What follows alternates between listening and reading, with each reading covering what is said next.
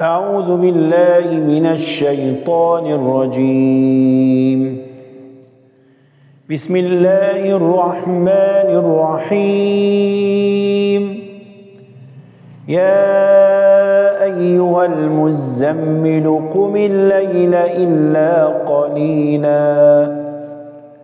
نصفه أو انقص منه قليلا أو زد عليه ورتل القرآن ترتيلا إنا سنلقي عليك قولا ثقيلا إن ناشئة الليل هي أشد وطئا وأقوم قيلا إن لك في النهار سبحا طويلا واذكر اسم ربك وتبتل إليه تبتيلا رب المشرق والمغرب لا إله إلا هو فاتخذه وكيلا واصبر على ما يقولون واهجرهم هجرا جميلا وذرني والمكذبين أولي النعمة ومهلهم قليلا إن لدينا أنكالا وجحيما وطعاما ذا غصة وعذابا أليما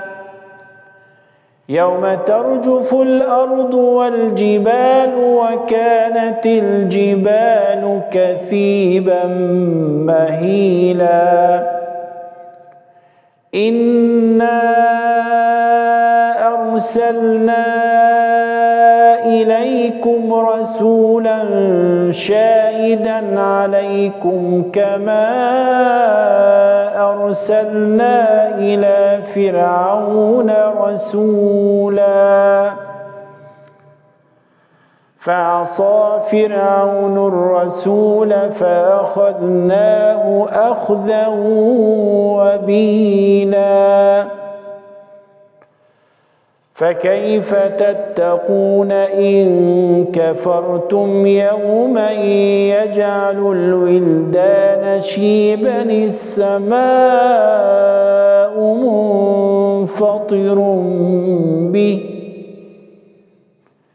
كان وعده مفعولا إن هذه تذكرة فمن شاء اتخذ إلى ربه سبيلا إن ربك يعلم أنك تقوم أدنى من ثلثي الليل ونصفه وثلثه وطائفة من الذين معك والله يقدر الليل والنهار علم أن لن تحصوا فتاب عليكم فاقرؤوا ما تيسر من القرآن علم أن سيكون منكم مرضى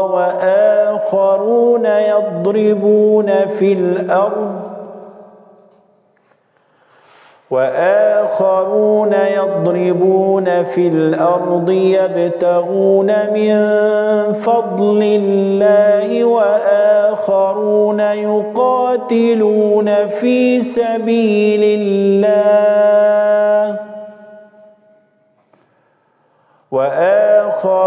يقاتلون في سبيل الله فاقرؤوا ما تيسر منه وأقيموا الصلاة وآتوا الزكاة وأقرضوا الله قرضا حسنا